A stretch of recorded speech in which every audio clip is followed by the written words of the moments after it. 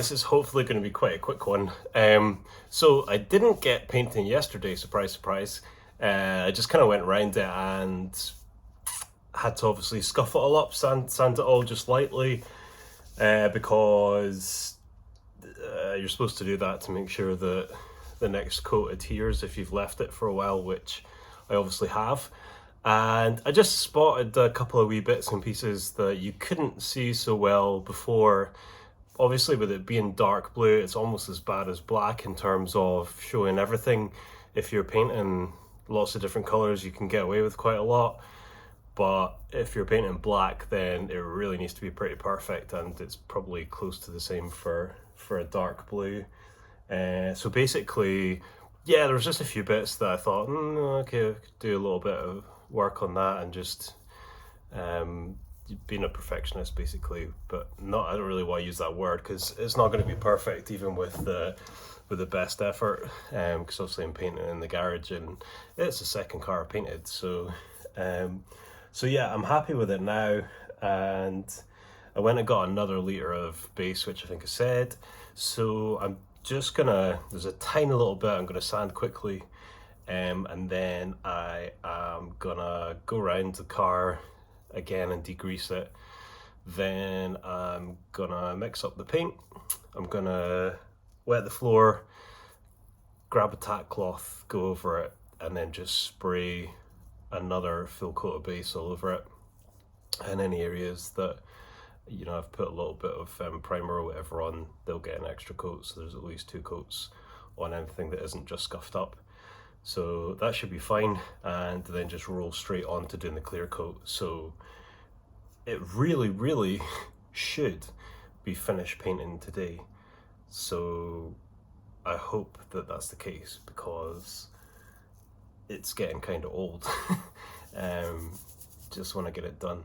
So, okay, I'll let you have a look at how it looks right now really quickly, and then I'm just going to get cracked on, because I should be able to rattle this out in a couple of hours, something like that. So it'd be great to get that done, have some dinner, and be able to relax tonight. And my MMA coach wants to take tomorrow off, so I was thinking I might just do the same. If I've not got training, then it's a good opportunity just to take a day off and chill, or maybe start doing a little bit of work on the newest project, which I'll maybe get into later. But anyway, I'll stop waffling, have a look, and I'll get cracked on. Probably not looking too different to last time we saw it, apart from the fact that the paint's scuffed up. So just lightly scuffed up with 500 grit, as I said, just to make sure that the next coat adheres, and that's really it. So it's all done, and you can see the little bits where there's a bit of stopper on it or whatever, and just once the dark coat was on, once the dark base was on, you know, it's maybe just not quite as perfect or close to perfect as I would have liked it to be. So I mean, again, it's kind of maybe over the top, because, you know, some of it's under the, or a lot of it's probably under the plastic trim, but never mind. Okay, I'm gonna shut up and get cracking, because I need to get this done.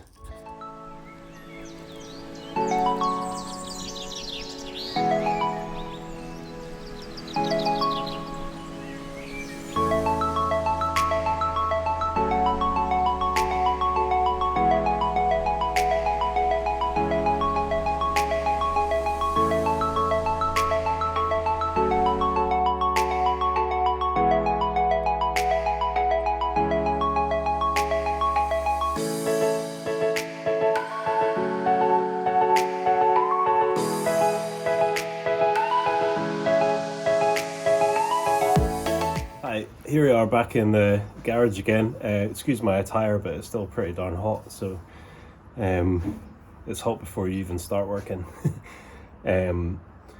So yeah, I didn't do anything yesterday. Didn't exactly have a day off, but I wasn't in the garage, so I suppose that's something. And I'm happy with the way the paint's come out. If you've ever painted a car or seen a car in a body shop once it's been painted, unless it's like a really good painter, quite often it doesn't look that awesome until it's been sanded and polished. So I also kind of realised that, I mean, it was about 25 degrees when I was painting, which is much warmer than it's been when I've painted in the past, and it was much easier to lay on the lacquer without it running. So I kind of realised that it makes quite a big difference. So I'll make sure that it's a lot warmer when I'm painting in the future. I ended up doing 4 coats of lacquer because I was being quite cautious to not get any runs. So I think next time I'll be a bit more confident about just putting it on a bit heavier, which obviously means that it's just kind of more glossy straight away and there's less sanding to do. So but anyway, so the next thing to do now is basically to wet sand it with 1500 grit.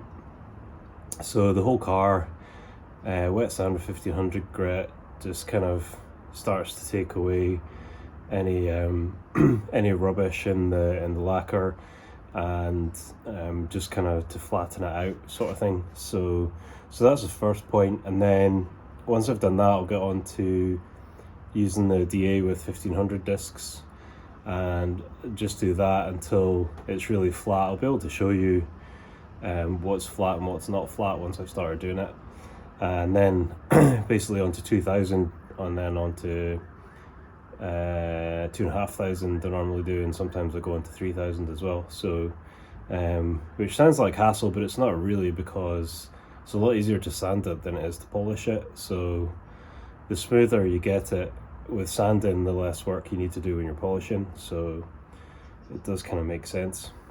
So what I'm going to do is give you a quick look around, and then I'm just going to get cracking with sanding it.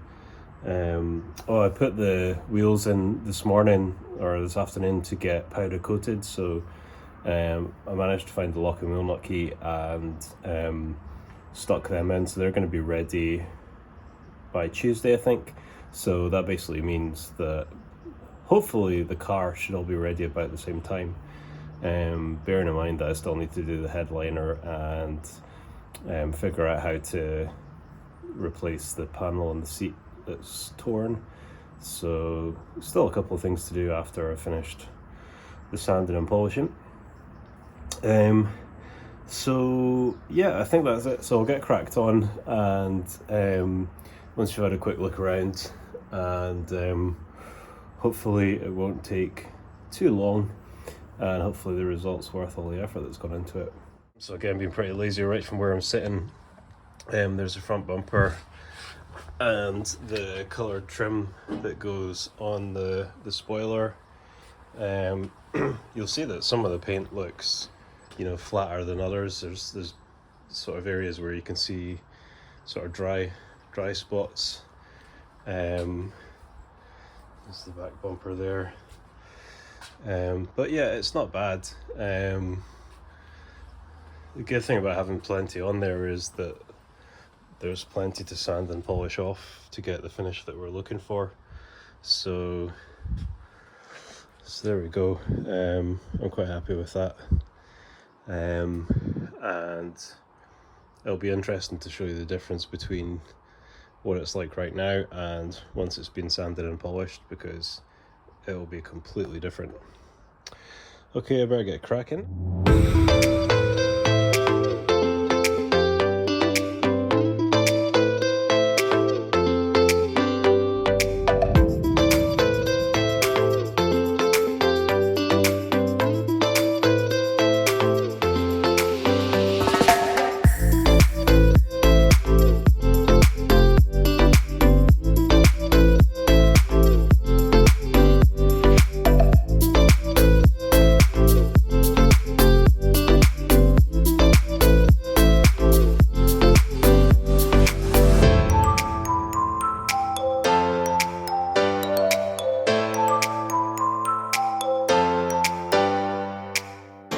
Okay, so I did a little bit more wet sanding off camera, just because I couldn't be bothered filming it, and it's not really that exciting to watch, I guess.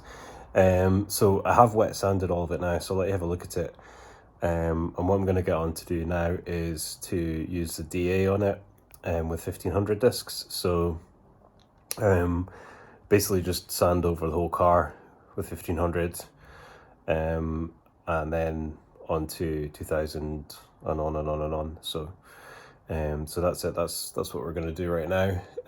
So I'll have a look around, see how it's looking just now, and then we'll just get it back on time lapse. Otherwise it'll be a very long, boring video, and we'll have a look at it once I've finished DAing it, and then we can get on with polishing it.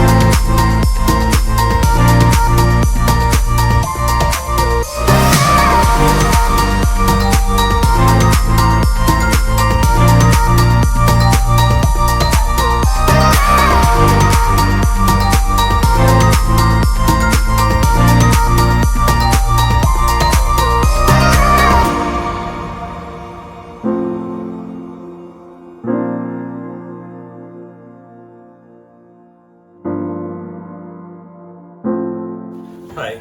So there's been quite a lot of time lapse there. Oops. I've been sanding a lot. It's taken quite a long time, just the result of leaving it for a couple of weeks.